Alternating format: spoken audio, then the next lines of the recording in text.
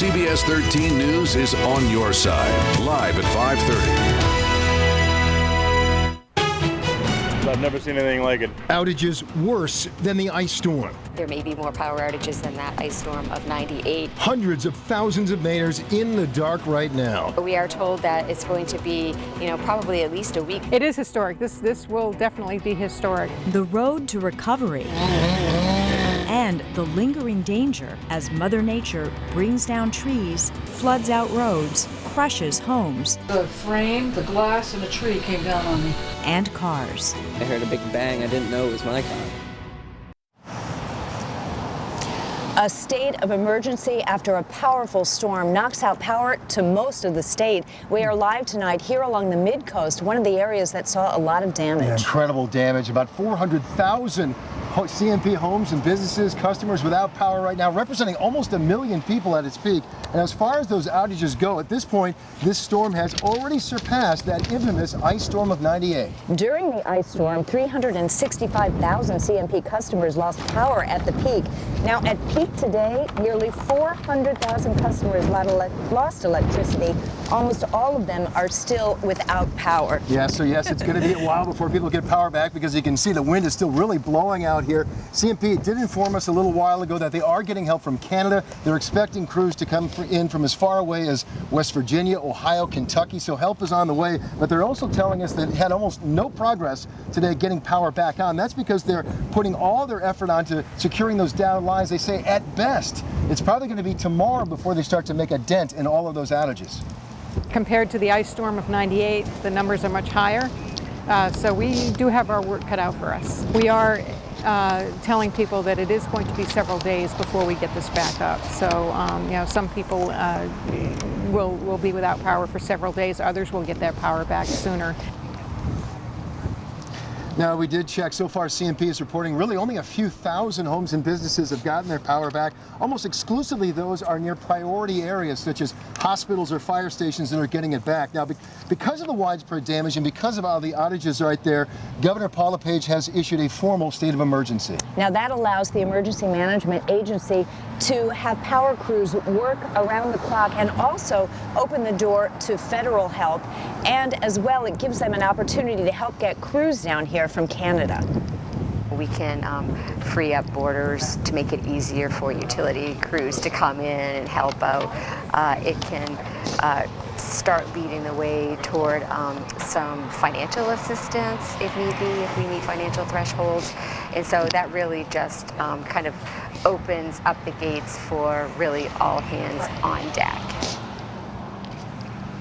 Now, the governor did send out a tweet earlier today urging Mainers to be safe in the storm and its aftermath and to pay particular care to any downed lines. Never assume they are safe to touch, and there are a lot of them around right now. There certainly is. There's a lot of damage out there, including near the capital region where the governor is right now. I want to show you some video from this is Belgrade area, very near north and west of Augusta. Part of the roof of the Hammond lumber location there just ripped right off.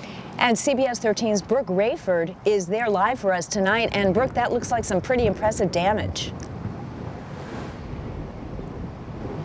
That's right. Belgrade residents woke up to a ton of damage this morning. As you can see, the building right behind me. Aside that, debris all throughout the road, cars zigzagging through cones, trying to avoid down trees. But check this out. Central Maine Power has more than 2,500 customers here in Belgrade, and well over 2,400 of them are currently without electricity.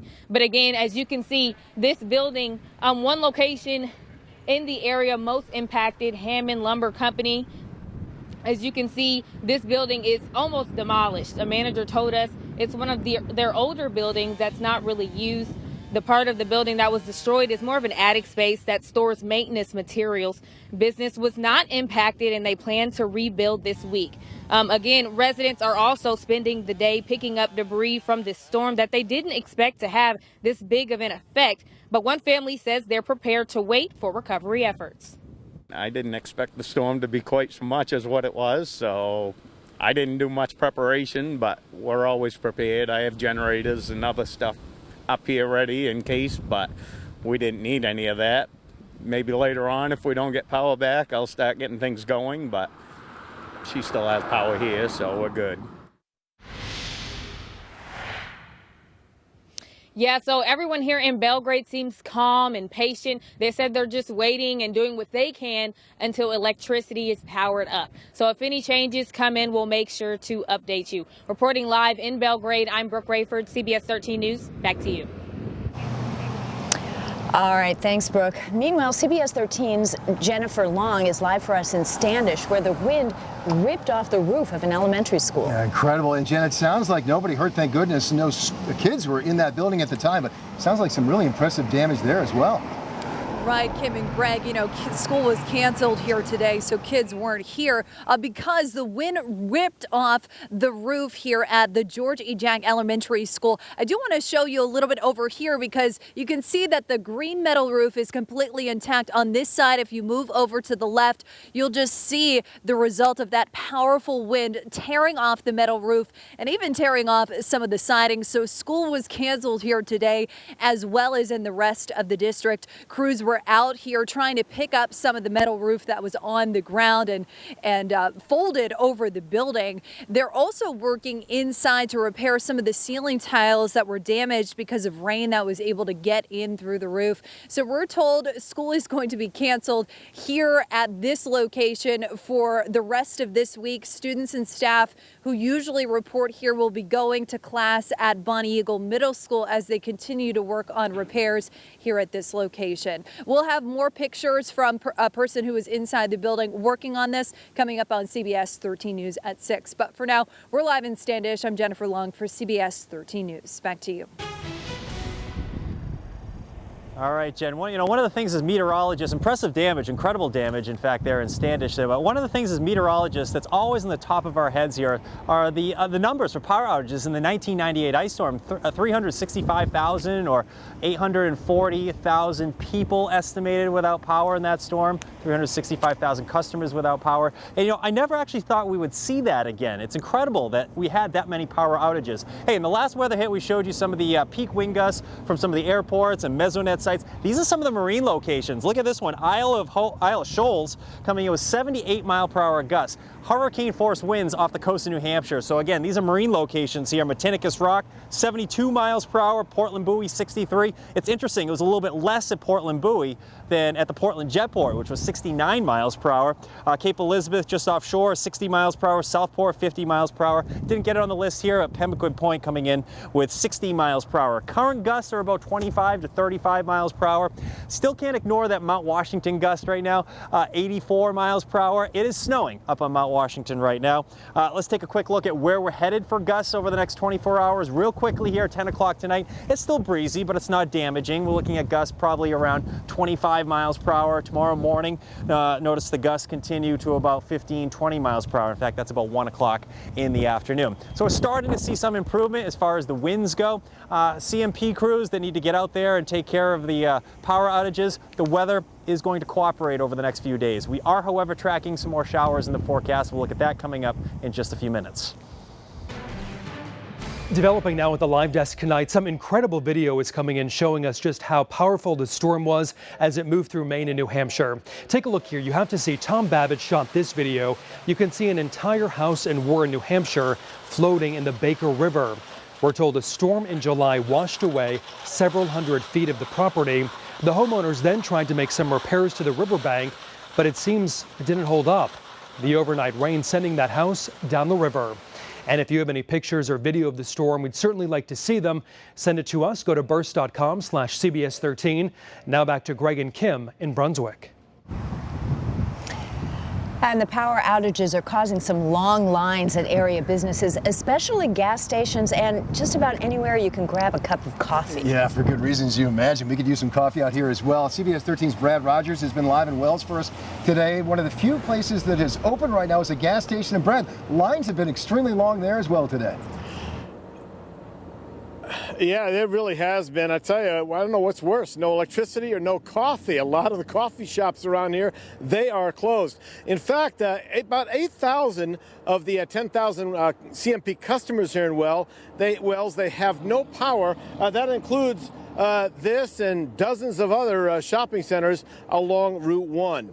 Take a look, though, just up the road here a little bit. Well, this gas station, as we say, it is open, and it's the only one we saw that is open in Wells, and it was packed. Lots of people filling up their cars and gas cans to fill up their generators. Now, because of the power outages, the credit card machine wasn't working here, so everyone had to pay cash. My son actually had cash on him. I only had my card, so yeah, that worked out that he had cash on him. There was no Dunkin' Donuts, no nothing open this morning. Yeah. And it may be that way a while. All right, so I'm hearing. And just a block away, this shopping center was open. A lot of people without power were buying things like flashlights and candles. Those with the generator, they were stocking up on things like food and water, all necessities, especially if this power outage lasts for days or even a week. We're live in Wells. Brad Rogers, CBS 13 News. Greg, Kim? All right, we certainly hope it's not a week, Brad, but we'll be prepared. Our team coverage continues tonight. Next at 5:30, a rude awakening. A large tree comes crashing into a Gardner woman's bedroom. And CBS 13 is on your side. If you have damage to your property because of the storm, the Maine Bureau of Insurance has some steps you should take right now, including the one phone call you should absolutely not make.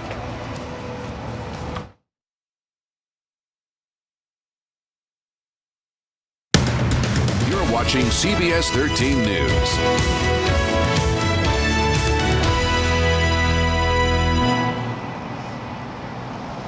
Our Weather Authority team coverage continues tonight as Mainers begin the process of cleaning up and crews keep trying to get the lights back on. Yeah, a lot of work still ahead. And from one woman, it was a really rude awakening this morning as a tree came crashing right into her bedroom. CBS 13's Dan Lamparello was live in Gardner for us tonight with that story. An incredible story, Dan.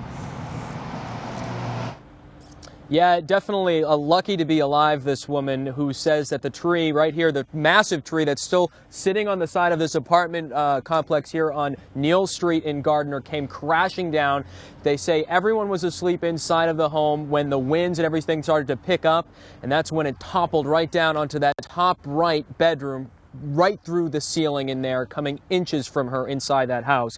Now, these are photos that she took right after this happened. Amanda Torek says right after the tree came into her bedroom, you can see it pierce the ceiling and that sharp limb coming extremely close to her bed. Now, she says she's lucky her kids weren't home last night. She says she was the only one upstairs in her room. Sometimes they like to sleep with her in the bed, but luckily they weren't there this morning. But she says she heard snapping of trees all night, but had no idea it was one of the ones just outside her window that would eventually give way. Yeah, I probably never ran so fast in my life. It was pretty scary. You didn't know what was happening, plus it was dark, really loud and windy. Now, power out to this entire area as well. Some areas up the street do have power, but this neighborhood definitely without power. A lot of people inside this apartment building affected by all of this as well. A lot of them saying they're going to stay put right now, but still no timeline on when all of this massive tree and the power might be restored in this area. Coming up at 6, though, we'll have plenty more reaction from this obviously rude awakening, as we're calling it, from this woman who, again, is lucky to be alive. We're live in Gardner tonight. Dan Lamparello, CBS 13 News. Back to you. All right, Dan, and a tree also crashed right into a home on Pierce Avenue in Portland. It was blown over during the peak winds this morning. Huge tree branches are poking through the walls in several places there. The homeowner says she was sound asleep when that tree just shattered the skylight window above her bed. Part of it came crashing down right onto her, sending glass really all over the place. And other than a cut on her arm, she says she is okay, but says the mess is going to cost quite a bit to clean up, but thank goodness she's okay.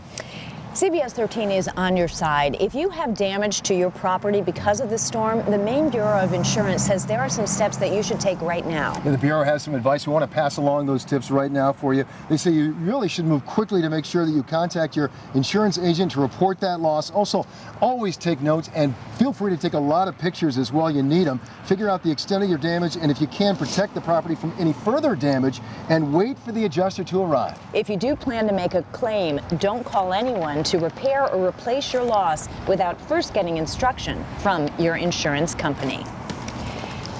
Coming up, power outages aren't the only major issue with this storm. Flash flooding has wiped out busy roadways. Next at 5:30, CBS 13 is live from the hardest hit areas. Now, your CBS 13 Weather Authority forecast with Chief Meteorologist Charlie Lopresti. All right, welcome back, everyone. Live back here in Brunswick. We are looking at a nice sunset, of course. And I want to start out this weathercast by talking about the top 10 strongest wind gusts we've ever recorded in Portland. And leading the list here is the great Greg Lagerquist birthday storm of 2010, February 25th. And I remember that storm very well. It was a rainstorm on February 25th. And I actually was driving home from work, and I hit a downed tree on my way home from work, very similar to this one. This right next to our green screen here in Brunswick. So the reason I want to show you this graphic, though, 69 miles per hour. That was the peak wind gust at the Jetport today, and that ties 69 miles per hour in August of 1954. That was Hurricane Carol. So this storm is comparable to Hurricane Carol as far as winds go in Portland. So pretty impressive. That ties for 7th strongest wind gust ever recorded in the city of Portland. I want to show you some wind advisories right now. Most towns are seeing gusts around 25 to 35 miles per hour. A wind advisory here will expire pretty soon, in fact. We only have about another 10 minutes on this one, so 6 o'clock that is set to expire. Quick look at satellite radar composite. See the big storm? It has that tropical connection. Remember last week at this time we were talking about the potential for power outages early Monday morning. Well, this thing certainly came together, no question about that. This actually had a tropical connection with a storm that was down near Nicaragua and Honduras, and really just helped feed into the sizable storm system developing off the eastern seaboard. But that is pulling away. Cooler air is starting to filter in. You'll notice a westerly wind tomorrow. It's not going to be nearly as windy, but it will be breezy throughout your Tuesday. Hey, a quick look at a storm tracker here. It'll start off tomorrow morning now. This is about 7 o'clock. We're running in the 40s. You know, the good news in the forecast here, at least this isn't in the middle of winter. A lot of folks don't have power, of course, no question about that. But, you know, you probably don't really need your heat all that much this time of year. 40s early on. Your house is going to be cool tomorrow, but it's not going to be cold. By 1 o'clock in the afternoon, we're back in the 50s. I think a lot of towns will have highs in the upper 50s. Notice the lack of clouds. It's a beautiful sunny day, but it's breezy. And of course, it's Halloween. A lot of folks will be trick-or-treating tomorrow evening, prime trick-or-treating hours. Well, the jackets will have to be incorporated into the costume because temperatures, they'll be falling into the 40s. Let's take a quick look at that Halloween forecast real quickly here. Notice by evening hours, the prime trick-or-treating hours, we're tracking upper 40s and low 50s. You know, the wind will be a little breezy, but it's not going to be extreme. A little spooky. Of course, no lights on for a lot of communities here, so we'll need the flashlights, that kind of thing. Do be safe this Halloween, folks. Your 7-day forecast calls for a lot of sunshine tomorrow. Clouds increase. We go into Wednesday, and eventually I think there will be some wet weather at some point Thursday and possibly Friday. Another round of wet weather is possible on Sunday and again on Monday. Temperatures will be cooling off, especially for nighttime lows. Inland towns, there'll be a few spots running in the 20s and 30s. For now, though, I want to send it over to Sam Reed, who is live in Gorham, and she is working on the flooding aspect of the storm up in the northern parts of New Hampshire. Sam, over to you. CBS 13's Weather Authority 1. Always moving, always tracking, always alerting. Sponsored by O'Connor Chevrolet. Good evening, Charlie. Well, we are here at the Peabrook Bridge off of Route 2 in Gorham, New Hampshire. And if you take a look behind me, New Hampshire Department of Transportation officials are still hard at work once again this evening trying to repair a severely damaged bridge here along Route 2. They tell me they've been out here since 1 o'clock this morning and the road has been shut down since 5. They say the brook that runs alongside either side of this bridge got so high from the storm it came over the top onto the bridge, causing it to crack, and they say parts of the bridge actually broke off and floated down the road. Now, fire officials say they got about 9 inches of rain within a 6-hour span. While many people are still without power here in New Hampshire, these guys are working to get the roads cleaned up. They hope to have at least one lane open within the next 2 hours. We'll bring you another live update tonight at 6, but for now, we're live in Gorham, New Hampshire. Sam Reed for CBS 13 News. Back to you. All right, Sam, thanks very much. Still ahead here, we're going to take you live to York County next. We'll hear from one man describing what his family went through at the peak of the storm.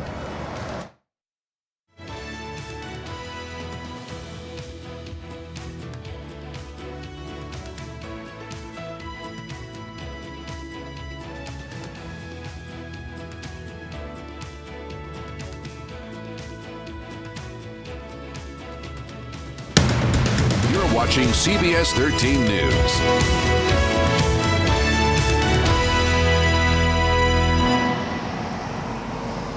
Well, a lot of cars on the road here in Brunswick, but no lights in the homes or businesses. Hundreds of thousands of Mainers are without power right now. That includes in York County, where people are going to stay in the dark. CBS 13's Alexa Maslowski spoke with one man who says he's never seen wind like this. This home here is on Long Plains Road in Buxton, and this is the type of thing we're looking at all across the state, with trees down, power lines coming with them, and areas of the road blocked off. A large tree snaps in half in a front lawn in Buxton. Power lines down as well, forcing the DOT to direct traffic around it. We spoke with a man whose son lives here as he stopped by to assess the damage. He says he's a truck driver and drove through the storm last night. The storm was horrendous. One of the strongest ones I've driven in a long time. I've been driving for a lot of years. And the wind was just ruthless. The rain was sideways, strong, light. So every condition he could throw at you beside the snow. He says he isn't sure how long it'll take to get the tree off the lawn and the lines back up, but he did say the town came by to look at it earlier today. In Buxton, Alexa Maslowski, CBS 13 News.